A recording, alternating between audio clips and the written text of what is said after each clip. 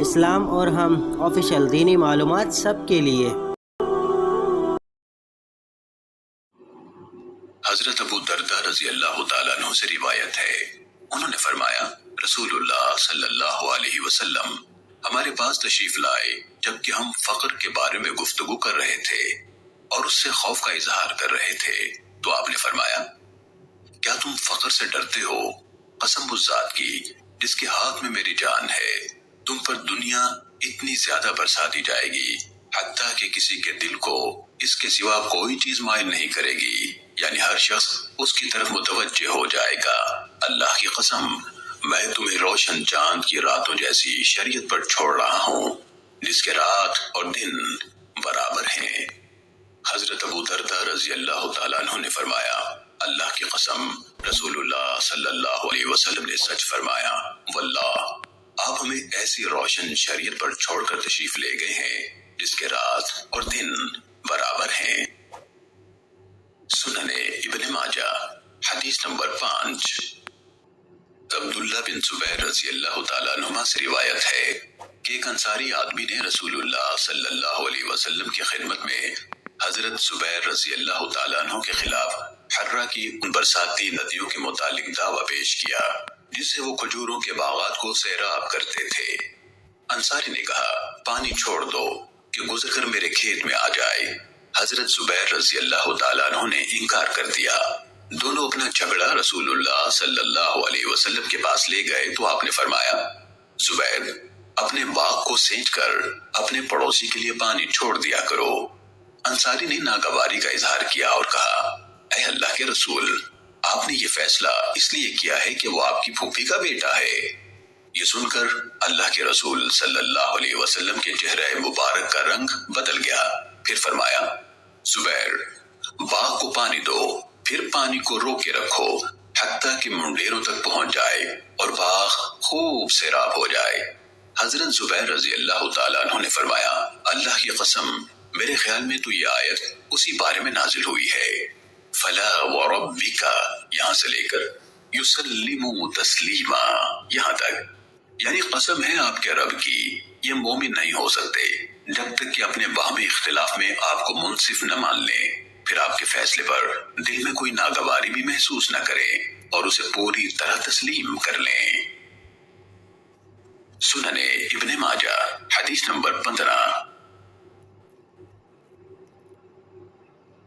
حضرت قبیصہ رحمت اللہ علیہ سے روایت ہے کہ اللہ کے رسول صلی اللہ علیہ وسلم کے صحابی حضرت عبادہ بن صامت انصاری رضی اللہ تعالیٰ عنہ نے جو بیعت عقبہ پہ انصار کے نمائندے تھے حضرت معاویہ رضی اللہ تعالیٰ عنہ کی معیت میں روم کے علاقے میں جہاد کیا۔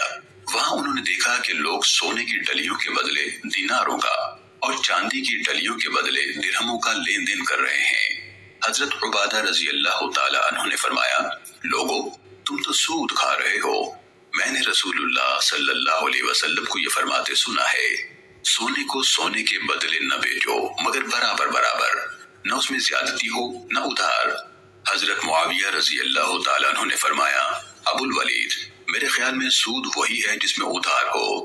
حضرت عبادہ رضی اللہ تعالیٰ عنہ نے فرمایا میں آپ کو اللہ کے رسول صلی اللہ علیہ وسلم کا فرمان سناتا ہوں اور آپ مجھے اپنی رائے بتاتے ہیں، اگر اللہ تعالیٰ مجھے اس جہاد سے صحیح سلامت واپس لے گیا تو میں اس علاقے میں نہیں رہوں گا جہاں مجھ پر آپ کی حکومت ہو۔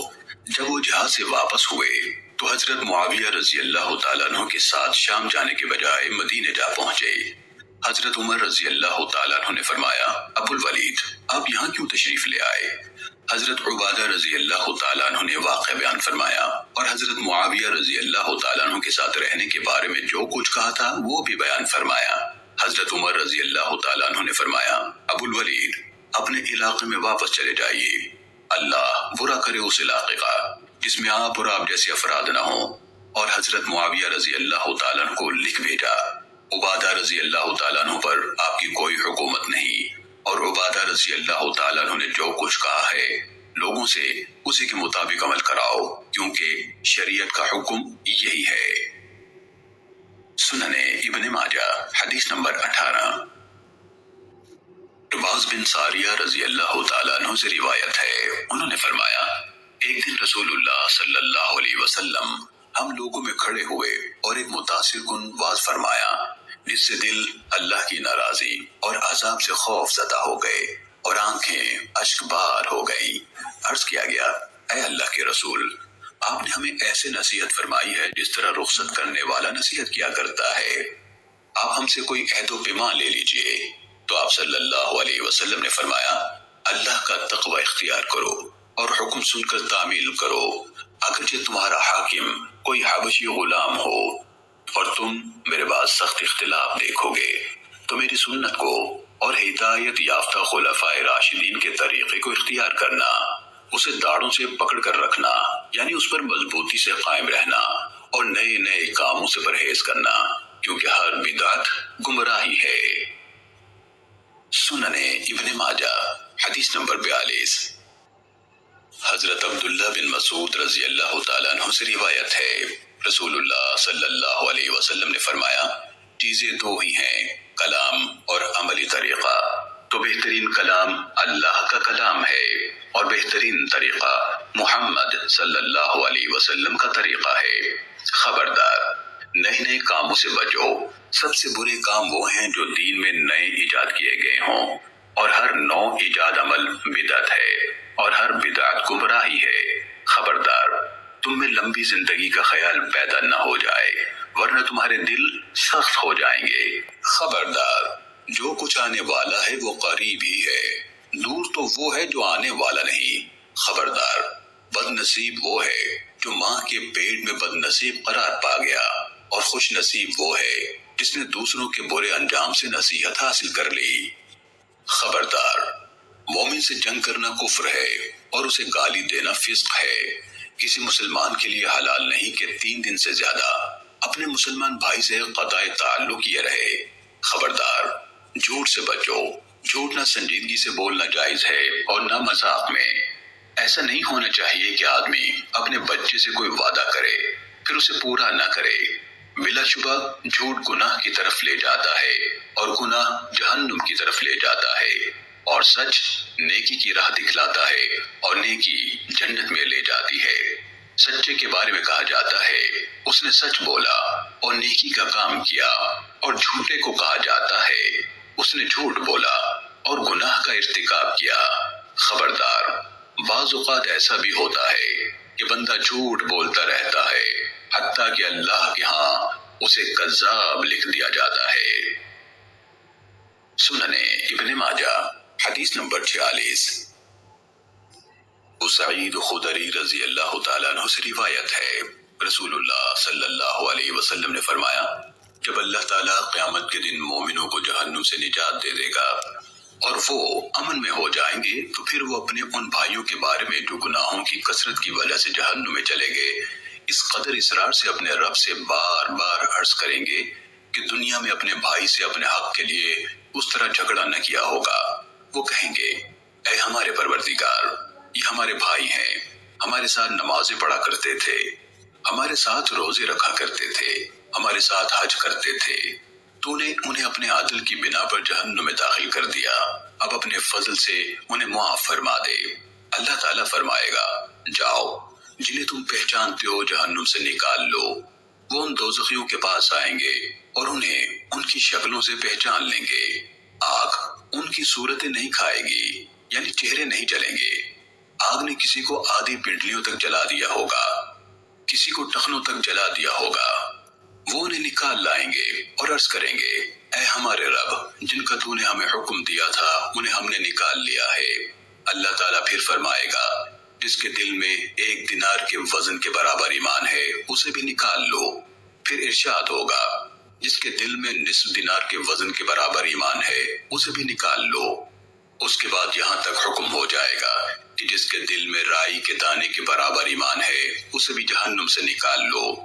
حضرت ابو سعید رضی اللہ تعالیٰ عنہ نے فرمایا، جسے یقین نہ آئے وہ اس آیت کو پڑھ لے، ان اللہ لا یظلم مثقال ذرۃ وان تک حسنۃ یضاعفها ویؤت من لدنہ اجرا عظیما۔ بے شک اللہ تعالیٰ ذرہ برابر بھی ظلم نہیں کرتا، اور اگر کسی کی کوئی نیکی ہوگی تو اسے کئی گنا بڑھا دے گا اور اسے اپنے پاس سے اجر عظیم عطا فرمائے گا۔ سننے ابن ماجہ حدیث نمبر 60۔ حضرت عمر رضی اللہ تعالیٰ عنہ سے روایت ہے، انہوں نے فرمایا ہم نبی صلی اللہ علیہ وسلم کی خدمت میں بیٹھے تھے کہ ایک آدمی آیا جس کے کپڑے انتہائی سفید اور سر کے بال انتہائی سیاہ تھے۔ اس پر سفر کے اثرات یعنی گرد و غبار اور تھکن وغیرہ نظر نہیں آ رہے تھے اور اسے ہم میں سے کوئی پہچانتا بھی نہیں تھا۔ وہ نبی صلی اللہ علیہ وسلم کے پاس آ کر بیٹھ گیا، اپنے گھٹنے آپ کے گھٹنوں سے ملا دیے اور اپنے ہاتھ اپنی رانوں پر رکھ لیے۔ پھر اس نے کہا اے محمد، اسلام کیا ہے؟ نبی صلی اللہ علیہ وسلم نے فرمایا اس بات کی گواہی دینا کہ اللہ کے سوا کوئی معبود نہیں اور میں یعنی محمد اللہ کا رسول ہوں، نماز قائم کرنا، زکوٰۃ دینا، رمضان کے روزے رکھنا اور بیت اللہ کا حج کرنا۔ اس نے کہا آپ نے سچ فرمایا۔ ہمیں اس پر تعجب ہوا کہ آپ صلی اللہ علیہ وسلم سے سوال کرتا ہے اور خود ہی تصدیق بھی کرتا ہے کہ آپ کا جواب صحیح ہے۔ پھر اس نے کہا اے محمد، ایمان کیا ہے؟ نبی صلی اللہ علیہ وسلم نے فرمایا ایمان یہ ہے کہ تو اللہ پر، اس کے فرشتوں پر، اس کے رسولوں پر، اس کی کتابوں پر، قیامت پر اور اچھی بری تقدیر پر ایمان لائے۔